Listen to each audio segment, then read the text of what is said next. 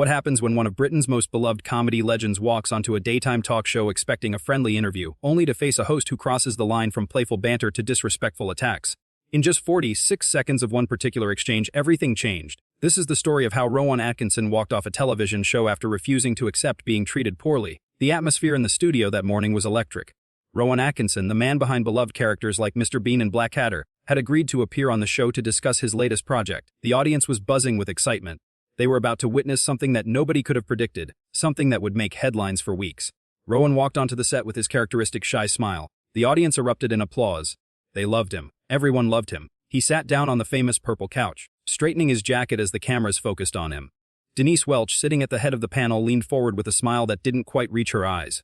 Well, Denise began, her voice carrying something that wasn't quite warmth. Look who decided to grace us with his presence. Rowan Atkinson. Everyone. The audience clapped again, but Rowan looked slightly uncomfortable. He nodded politely. Thank you for having me, he said quietly. Denise waved her hand dismissively. Oh, we're thrilled. Really. I mean, it's not every day we get someone who peaked in the 90s, is it? The studio went quiet. You could hear a pin drop. The other panelists shifted in their seats. Rowan's smile faded just a fraction, but he maintained his composure. I'm still working actually, he replied calmly. I have a new film coming out. Yes, we'll get to that. Denise interrupted, flipping her hair. But first I have to ask, Mr. Bean, come on. A grown man playing a character who can't even speak properly. Don't you think that's a bit beneath someone with your education? Rowan blinked. The audience was dead silent now. This wasn't the friendly banter they had come to expect. This was something else entirely. Matri. Bean is a character that brings joy to millions of people around the world, Rowan said, his voice still measured. Physical comedy is an art form. Charlie Chaplin, Buster Keaton. These were masters of their craft. Denise laughed, but it wasn't a nice laugh. Oh, so you're comparing yourself to Charlie Chaplin now. That's quite bold, isn't it? One of the other panelists tried to jump in. Denise, I think what Rowan is saying. I'm talking. Denise snapped, cutting her off. She turned back to Rowan. You know what I think? I think you've been riding the coattails of one character for 30 years. One character that doesn't even talk. My 6-year-old could do that. The audience gasped. Rowan sat up straighter. His jaw tightened, but he kept his voice level. That's quite disrespectful, he said quietly. I've worked very hard throughout my career, not just on Mr. Bean, but on many projects that require significant skill and preparation. Disrespectful. Denise repeated, her voice rising. Disrespectful. You want to talk about disrespect? You know what's disrespectful? Making people pay good money to watch you pull faces for 90 minutes. That's what's disrespectful. Another panelist tried again. Maybe we should talk about the new film. In a minute, Denise said sharply. She was locked onto Rowan now like a predator. I'm just being honest here. Isn't that what this show is about? Honesty. And honestly, Rowan, I've never understood the appeal. I've never found Mr. Bean funny. Not once, and I'm not alone. Plenty of people think it's overrated garbage. The word garbage hung in the air. Rowan's expression changed. The polite mask slipped just a little. His eyes went cold. I see, he said slowly. So you invited me here to insult my life's work. I invited you here to have a conversation, Denise shot back. But if you can't handle criticism, maybe you should go back to pulling funny faces in the mirror. That was it. That was the moment. Rowan stood up. The audience gasped again, louder this time. He calmly removed his microphone and placed it on the couch. I don't need to sit here and be insulted by someone who clearly has no respect for the craft of comedy, he said, his voice firm but not angry. You may think you're being clever or edgy, but you're simply being rude. Denise's face went red. Sit down, she commanded. You can't just walk off my show, Rowan said, raising an eyebrow. I was under the impression this was a panel show, not the Denise Welch show, and I absolutely can walk off. Watch me. He turned toward the exit. Denise stood up too, her voice getting shrill. You are being incredibly unprofessional right now. Do you know how many people would kill to be on this show? Rowan stopped and turned back. Then perhaps you should treat your guests with the respect they deserve instead of using them as punching bags for your own amusement. I was just having a laugh, Denise protested. Can't you take a joke? I thought you were a comedian. A joke requires wit, Rowan said coldly.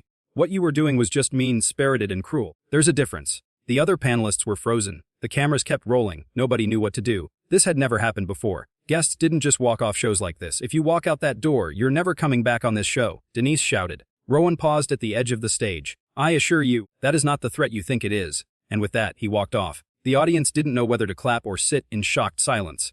Most of them did both. A few people started applauding, and then more joined in, and suddenly the entire studio was giving Rowan a standing ovation as he disappeared behind the curtain.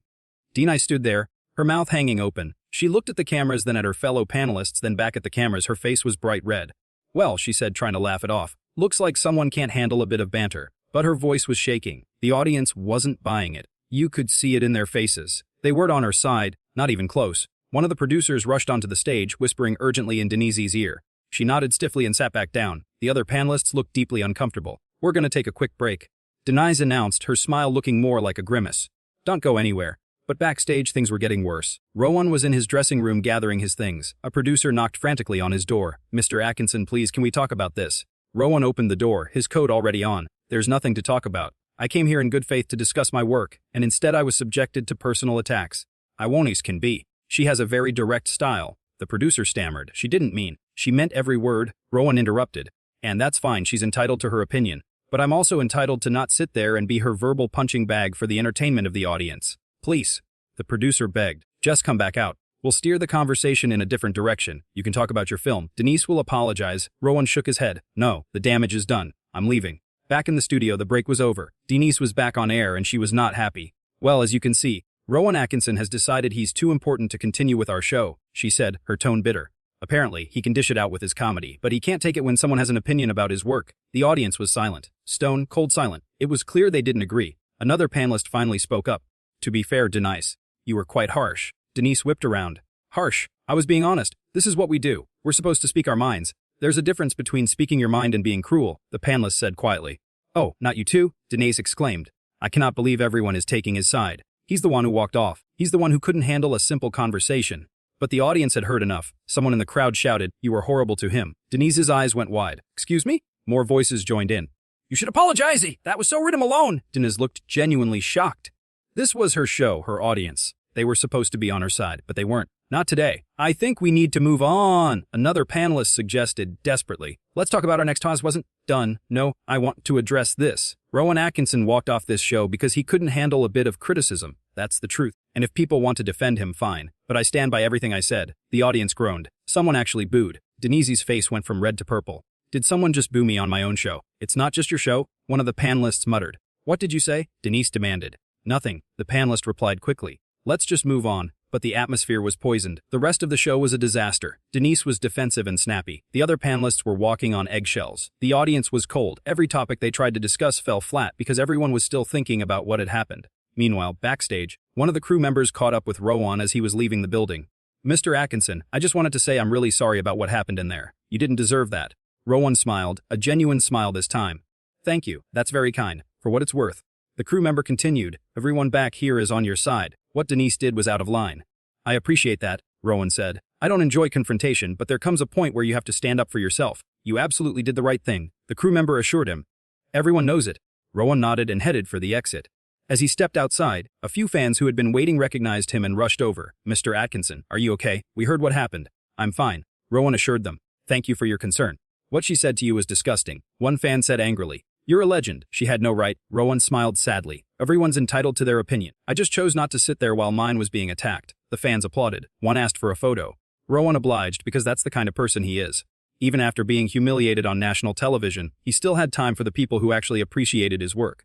Back in the studio, the show finally ended. As soon as the cameras stopped rolling, chaos erupted. The producers were furious, not at Rowan but at Denise. "What were you thinking?" one producer demanded. "You just chased off one of the biggest names we've ever had on this show. He couldn't take a joke." Denise insisted, but her voice lacked conviction now. "That wasn't a joke," the producer shot back. "That was bullying on live television." The other panelists quietly gathered their things and left. Nobody wanted to be around Denise right now. She stood there alone on the set as the crew packed up around her. Within hours, clips of the confrontation were everywhere. Social media exploded. Every platform was flooded with people defending Rowan and criticizing Denise. Comments poured in by the thousands. "Denise Welch should be ashamed of herself. Rowan Atkinson handled that with such class. This is why nobody takes this show seriously. Imagine being so insecure that you have to tear down a comedy legend." The backlash was swift and brutal. Major news outlets picked up the story. Entertainment websites ran articles. Comedy legends came out of the woodwork to defend Rowan. One famous comedian tweeted, "Rowan Atkinson is one of the greatest physical comedians of our generation. What happened today was disgraceful." Even people who worked in the entertainment industry weighed in. Teachers, doctors, construction workers, everyone had an opinion, and almost all of them were on Rowan's side. The show's producers called an emergency meeting. They knew they had a crisis on their hands. The show's reputation was in tatters. Sponsors were calling asking questions. The network executives were furious. They released a statement. "We regret the way today's interview unfolded. We pride ourselves on honest conversation, but we acknowledge that today's exchange crossed a line. We have reached out to Mr. Atkinson to apologize."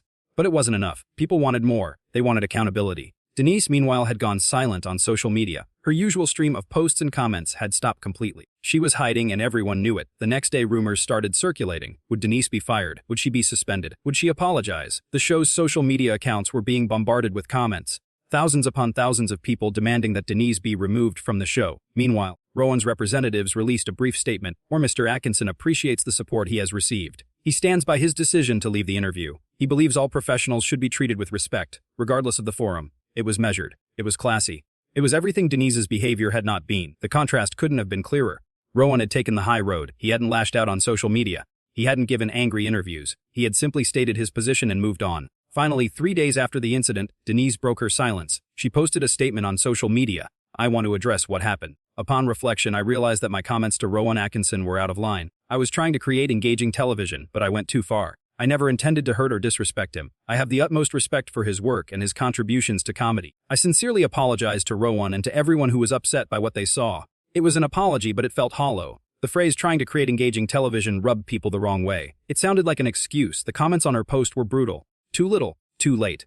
You're only apologizing because of the backlash. You showed your true colors. The show's ratings told the story. The next episode saw a significant spike, but only because people were curious about whether Denise would address it on air. She did, giving a brief apology at the start of the show, but it was awkward and uncomfortable. The following week, ratings dropped hard. People were tuning out. The network executives made their decision.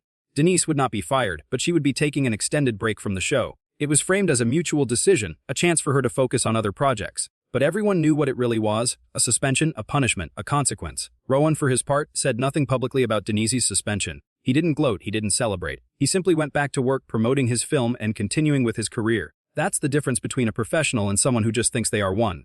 In the world of television, respect matters. Guests trust that when they come on a show, they'll be treated fairly. They expect tough questions, sure. They expect to be challenged, but they don't expect to be attacked. Rowan Atkinson understood his worth. He understood that no amount of publicity is worth being disrespected.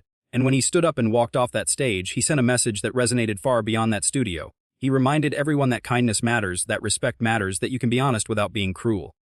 The incident became a case study in media training courses. It was used as an example of what not to do when interviewing guests.